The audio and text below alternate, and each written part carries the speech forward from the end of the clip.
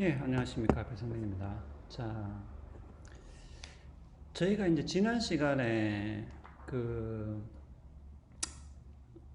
논증과 논증 아닌 것, 그 다음에 이제 논증의 종류, 이런 것들을 좀 했었습니다. 자, 그래서 논증과 논증 아닌 것을 어떻게 구분하냐, 뭐 그런 이야기를 하면서 제가 뭐 의도와 실현 이 두 가지를 일반적으로 이제 같이 보는 것이 조금 더 합당하다고 제가 이야기를 드렸습니다. 어, 근데 이제 늘 이 마찬가지인데, 그, 그러니까 어떤 것을 그 구분하는 것은 사실은 이것은, 판단의 문제죠. 판단의 문제. 네. 그러니까 이제 여러분들이 만약에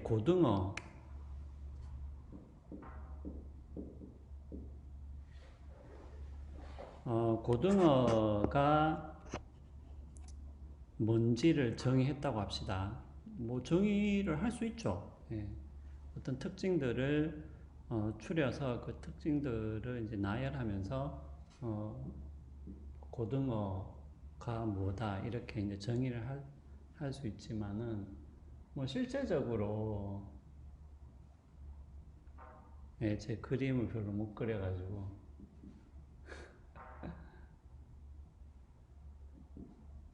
이렇게 고등어를 봤을 때 실제로 이것이 이냐 아니냐, 예, 이냐 아니냐.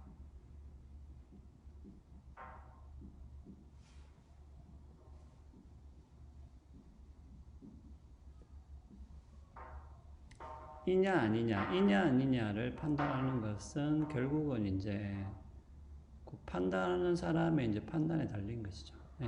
그렇기 때문에 사실은 뭐 이것도 마찬가지입니다. 제가 뭐 논증과 논증 아닌 것을 뭐 구별할 수 있다. 그래서 우리가 의도와 실현을 둘 다 같이 보는 것이 합당하다라고 말은 했지만, 물론 그 말을 여러분들이 나름대로 이해했다고 생각할 수도 있어요. 생각할 수도 있지만, 뭐 실제로 이제 어떤 이런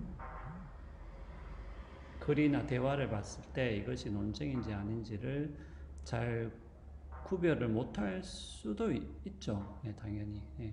그러니까 그거는 여러분들이 좀 뭐 이상한 건 아닙니다. 예, 요것만 생각해 보면 우리가 금방 알 수 있죠. 예, 여러분들이 고등어의 특징이나 정의를 알았다고 해서 실제로 요 생선을 봤을 때 이것이 고등어인지 아닌지를 판단하는 것은 조금 다른 문제죠. 예, 그래서 뭐 논증과 논증하는 것을 판단하는 것, 이런 문제도 사실은 글을 읽거나 접해봐야 되는 것이겠죠.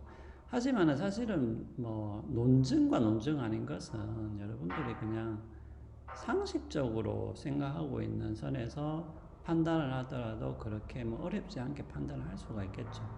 일단은 그 사람이 주장을 지금 하고 있는 건지 아니면 단지 뭐 주장이 아니라 단순한 어떤 설명을 하고 있는 건지 어떤 사실을 보고하고 있는 건지, 예, 그런 것들을 여러분들이 상식선에서 판단하더라도 그것이 논쟁인지 아닌지를 이제 구분을 할 수는 있겠죠. 예, 그래서 그 문제는 사실 그렇게 큰 문제는 아닌 것 같아요. 예, 그리고 이제 만약에 여러분들이 뭐 설사 시험을 친다 하더라도, 뭐 국어 시험을 친다 하더라도 글을 읽었을 때 여기에 어떤 주장이 담겨 있는지, 그리고 이 주장을 뒷받침하기 위해서 그 글을 쓴 저자가 어떤 이유나 근거를 제시를 하고 있는지, 그런 것들을 찾아본다면은 여러분들이 그것이 논쟁인지 아닌지는 좀 쉽게 구별을 할 수가 있겠습니다. 예.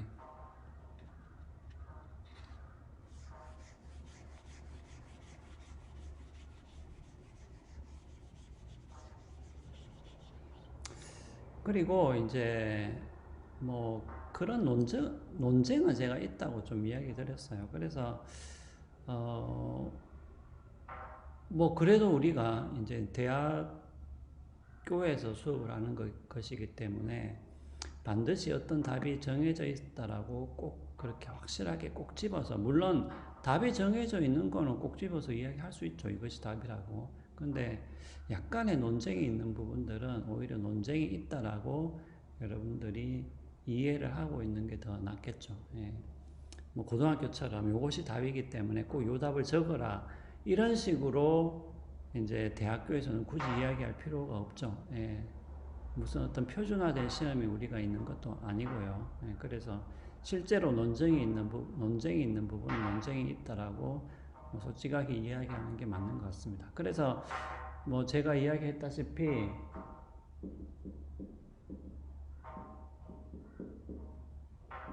그냥 연역과 귀납으로 나누면 되지 뭐. 사실은 그게 더 깔끔하죠. 우리가 어떤 분류를 한다고 했을 때 그렇잖아요. 분류를 한다고 했을 때 어떤 범주들을 제시를 했으면 웬만하면은 그 범주 안에서 다 분류가 되는 게 맞죠. 그것이 더 깔끔하고 어떻게 보면은 그것이 좀 더 잘 구성된 범주라고 볼 수 있겠죠. 그래서 그냥 모든 논증을 연역과 귀납으로 그냥 분류를 하면 되지 않냐. 예. 그러니까 연역은 연역의 정의에 따르게 되고, 그럼 연역이 아닌 것은 그냥 귀납으로 보면 되지 않냐. 이런 입장도 사실은 있다고 제가 이야기 드렸고, 아니면은 세 개.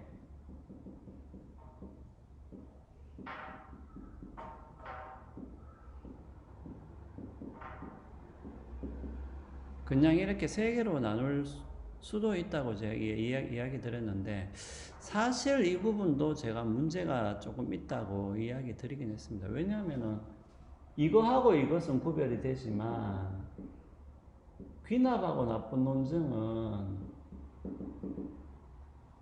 구별이 꼭 안 된다라기보다도 이것이 귀납인지 나쁜 논증인지가 조금 애매하거나 판단이 어려운 부분도 있다라는 것이죠. 예.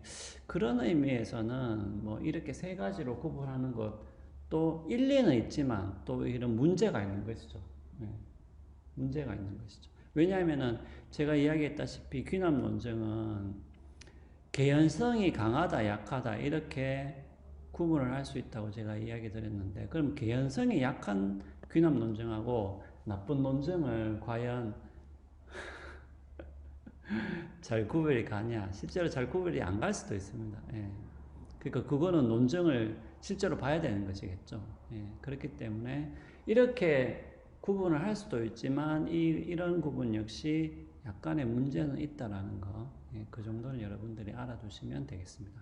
예. 그래서 일반적으로 여러분들이 우리 학교의 논리와 비판적 사고 교재 있죠, 교재. 여러분들이 가지고 있는 그 교재와 그리고 다른 대학에서 쓰고 있는 논리와 비판적 사고의 교재를 보더라도 대체적으로는 그냥 요 구분을 좀 따르고 있어요. 요쪽 구분을 좀 따르고 있는 편입니다. 예.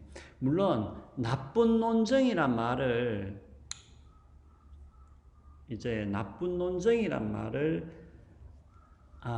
별로 쓰지 않는 교재도 있어요.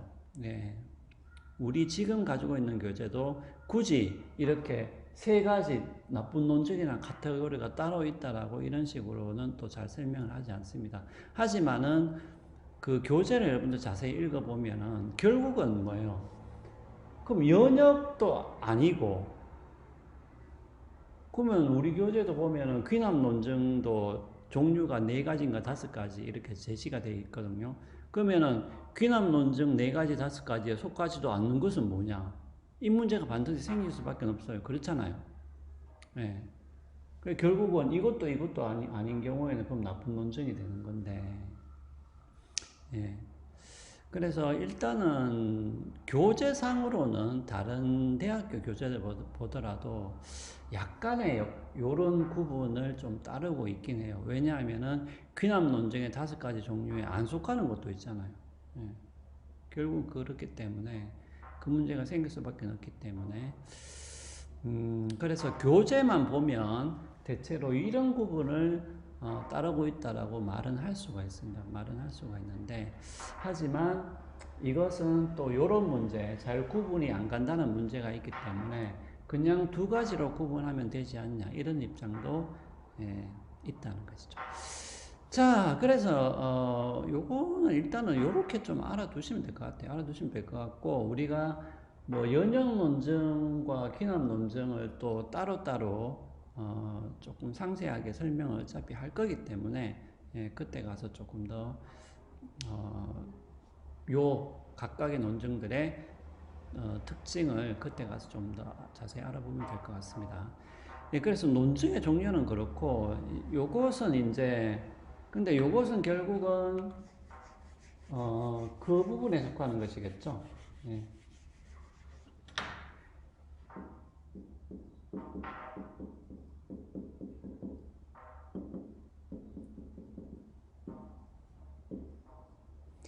그러니까 논증의 종류를 따진다. 뭐 이것이 연역이냐, 귀납이냐, 뭐 타당하냐, 타당하지 않냐, 뭐 건전하냐, 건전하지 않냐. 요런 것을 따지는 것은 결국은 뭡니까? 주어진 논증을 분석하는 것이겠죠. 분석하는 것이겠죠. 하지만은 실제로는 여러분들한테 물론 두 가지를 다 할 줄 알아야 돼요. 제가 이야기했다시피, 적어도 이 과목을 여러분들이 한 학기 동안 들었다고 한다면은 잘 못하는 건 괜찮습니다. 뭐 잘 못할 수는 있잖아요. 뭐 내라고 해서 잘하나요? 뭐 저도 잘 못할 때가 많은데. 하지만은 기본적으로 어떻게 한다라는 것을 여러분들이 익히고 적어도 요 두 가지는 할 수 있어야 돼요. 근데 이제 뭐 종류를 따지는 거, 뭐 타당하냐, 타당하지 않냐를 따지는 것은 이미 주어진 논증을 뭐예요? 분석하는 기술인 것이고, 논증을 구성하라. 구성하라는 얘기는 만들어 보라는 거예요, 직접.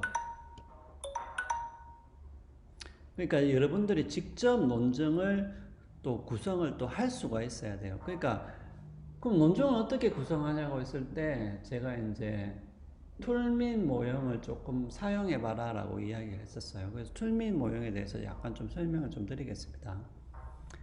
왜냐하면 여러분들이 하나의 모형을 좀 알고 있어야 적어도 그 모형을 바탕으로 해서 이렇게 그것을 본떠서 그 논증을 구성할 수 있겠죠. 근데 이것을 모르면 그냥 논증을 구성해 보라 하면은 잘 못할 때가 많아요.